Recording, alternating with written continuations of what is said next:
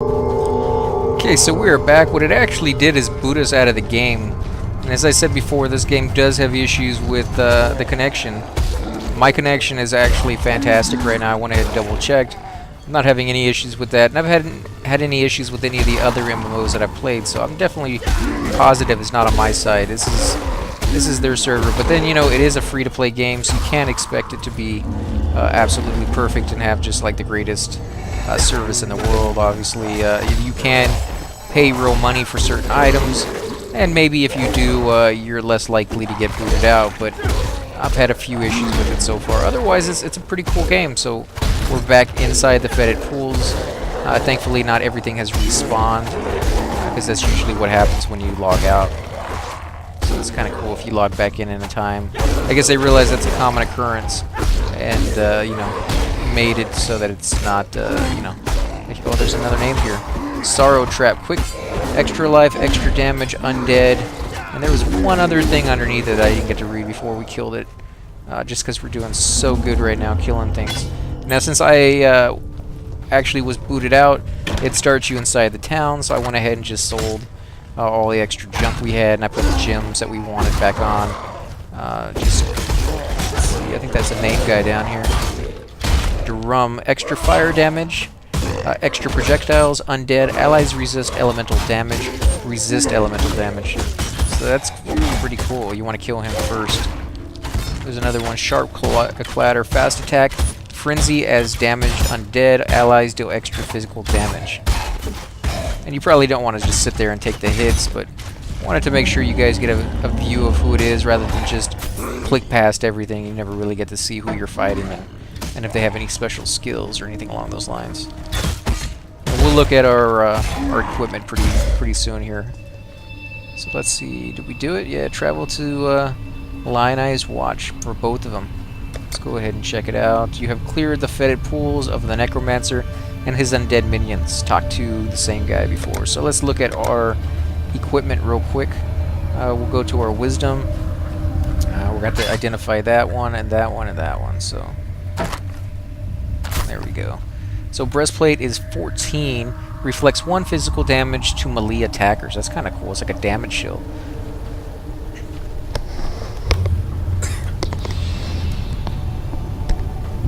So let's see. Do we want that? It has a green slot.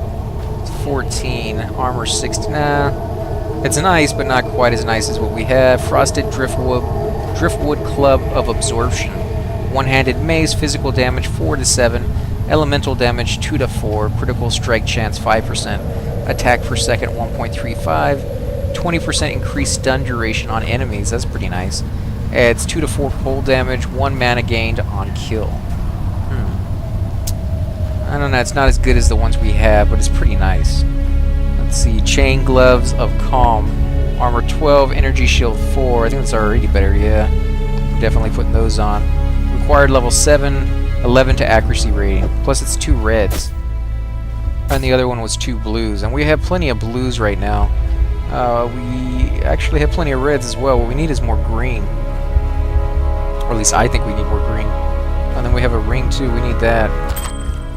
I didn't even notice we had a second one. 23 to maximum mana, which we don't really need. Adds 1 to 4 physical damage, which is nice. Glinting Iron Ring of the Inuit. Requires level 4, adds 1 to 4 physical damage, which is the same as the one we already have. Adds 1 to 2 physical damage, plus 6% to cold. So we're going to go ahead and put that on, because we don't really need the mana. Although we'll save this, put this in the bank, because that is always nice to have a backup, just in case later down the road we decide we need the power. Oh, look, I can't even go across the water. I have to go across, you know, all the way around. Well, since we got to go all the way around, might as well come up here, take a look around, maybe get some more loot that we had to throw, if it's still there on the ground. There it is. Plate. Oh, there's something right there. Rawhide gloves. Glad we came back. Oh, look at that. Vine circle. Okay. Let's see. Gloves. Now, we just replaced our gloves. We're probably not going to need that. Let's see. Where does this go? Healthy Vine Circlet of the Pupil. Energy Shield 7, 11 to Intelligence, 12 to maximum health. What is this, a belt? Or, oh, it's a hat. that off for now. Skinning knife. No, that's... A lot of this stuff is kind of nice, but not just for our class, so... I think we have... No, I didn't want to use that. I was going to do another wisdom one, but since we got it open, I'm not going to waste it. Let's go back a little faster. Go ahead and turn our map off. I always forget to do that. Can I help? Yes, you can help me sell all this junk. I haven't used a bow yet. If you guys want to see that, let me know. I'll go ahead and try it out. Just doesn't seem anywhere near as good as the swords that we've been getting lately. Go ahead and sell this stuff. As well as this. And I will hang on to these until we can... in fact, I can do that right now. Evasion rating 19. Plus 8. Nah, we don't want that. Let's sell this stuff. Right, let's see what he has to say for himself. So, you opened the tidal passage and live to tell the tale. Forgive me if I don't seem over the moon about it. I was running down a wounded rower one night's eve when I glimpsed something in the watery cave, behind the mists of the falls. Looked a bit like one of those sand spitters, with the size of a bloody ox. I reckon it'll be nesting down in the flooded depths somewhere, below that submerged tunnel. We'll be going that way then. Do us a favor. Take this and go spill the old shield crab's guts before it gets hungry and comes looking for us. Well, that's kind of a backwards way of saying thank you. I mean, if he saw it and couldn't kill it himself, and then he sends us to do it, it still is kind of uppity about the fact that he saw it first. I mean, that's just kind of weird. Let's see, Whirling Blade, attack movement, melee, level 1, mana cost 7, requirement is level 4. Dive through enemies dealing weapon damage, only works with daggers, claws, and one-handed swords. Well, that's exactly what we got. Deals 80% of base damage. It's kind of interesting, we haven't seen that one before. Eternal Knives, projectile spell, level 1, mana cost 6, cast time 0.8 seconds. Critical strike chance 5%, requires level 4, fires an arc of knives in front of the caster, which deals physical damage. Deals 6 to 9 physical damage, 9 additional projectiles.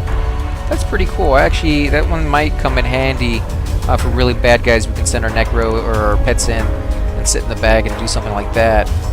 Bear Trap, I think we've already seen that. No, we did Fire Trap, that's right. That's trap duration, cast level 1, mana cost 11. Cooldown time 3 seconds, 3 uses. Cast time 1 second. Critical strike chance 5%, damage efficiency, effectiveness 150%, that's pretty nice. Requires level 4 plus 16 dexterity. Throws a trap that damages and immobilizes a single enemy. Deals 16 to 20, 2 physical damage. Traps last 30 seconds. Locks enemy in place. That could come in handy for a main guy if he continues to run after you. You could throw that down, trap him in place, and just blast him. Cold Snap, Cold Spell, AoE. AoEs are always very nice. It stands for Area of Effect, usually around you. Level 1, mana cost 11. Let's see, cooldown time 4 seconds, cast time 0.85 seconds, critical strike chance 4%, requires level 4 plus 16 intelligence. Ice crystals protrude from the ground at target location. Monster in this area takes damage and becomes frozen. The cooldown can be bypassed by expending a power charge. Deals 8 to 15 cold damage, 30% chance to freeze enemy, 30% chance to increase freeze duration on enemies, and 110% chance to increase chill duration on enemies. I never really understood when they do more than 100% chance. Literally, how can you have more than 100% chance? It's either 100% chance that it's going to work, or your calculations are somehow off, because 110 chance does not make any sense to me. But it seems to happen a lot in these games, so maybe 100% chance doesn't mean what it should mean. Double Strike, attack melee level 1, mana cost 6, requires level 1, performs 2 fast attacks on target enemy with your main hand melee weapon. Deals 70% of base damage. That's kind of interesting, I guess. Ice Spear, cold projectile spell level 1, mana cost 6, cast time 0.85 seconds, critical strike chance 7%, requires level 4 to 16 intelligence, launches a shard of ice that pierces close enemies before exploding on distant enemies with a much higher critical strike chance. Deals 8 to 12 cold damage, 40% increased chill duration on enemies. A second form has 600% increased critical strike chance. 600%, really? I mean, what's the max? I mean, what's their goal? 1,000? Is 1,000% what 100% should be? I mean, what is that? 600%. That seems silly. Lightning spell AoE durations called Storm Call. Level 1, mana cost 4, cast time 0.5 seconds, critical strike chance 5%. Requires level 4 and 16 intelligence.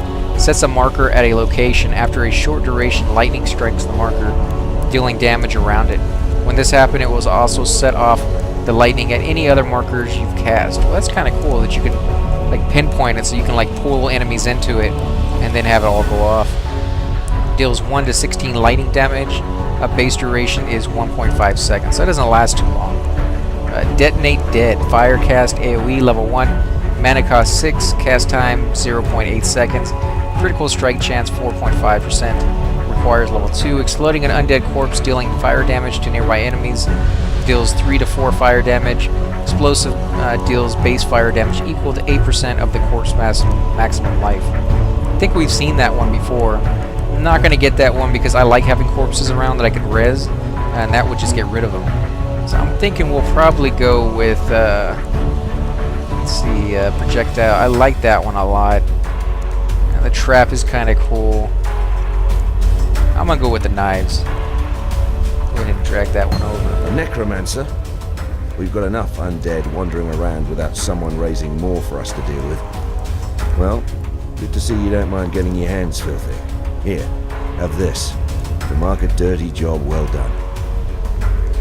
What do we get? Book of Regrets. Grants 2 passive respect points. A skill book from the right click to gain 2 passive respect points. So that's cool. I've travelled inland, on the Emperor's Road via the Prisoner's Gate. Had to skirt around Axiom Prison. That's the holdfast of Brutus, the warden. Bloody treacherous trip it was. Worth it. There's forest inland. Game, berries, fruit. More food than we can scrounge here. But most here wouldn't survive the journey. It would be a damn sight easier if we could pass through the prison. Tell you what. You carve us a path up the coast, find us a way past or through Brutus, and you'll have more than a few lives owed to you. Okay, so let's go through, so they're just showing us the update on our quest that we have to do. Oh, that one's pretty long, goes all the way up to the top. So let's go into our inventory real quick before we end the episode here. Let's see, another green one. No, we don't have any green ones to put on. Man, green is rare. I'm gonna have to get some better stuff. Okay, let's go ahead and look at this. You have received 2 passive respect points. Does that give us more AA? I don't know what that is. I thought it would open up our leveling menu thing so we could put some points into that. Okay, well, we're going to go ahead and end the episode here, guys. If you like these episodes, please hit the like button, subscribe. That definitely helps my channel grow, and I greatly appreciate it. If you have any comments, please leave them down below. We'd love to hear your feedback on the game, whether you're enjoying them or if you want to see something in particular. Probably from here on out, I'm going to do shorter episodes where I do one quest at a time, take you all the way through it, and then come back and turn it in and show you that way. That way, if anybody's having an issue doing one of these quests, or you just don't know where to go or how to do it, you guys can watch these and just kind of learn that way. Again, guys, I want to thank you for watching, and I'll catch you on the next episode.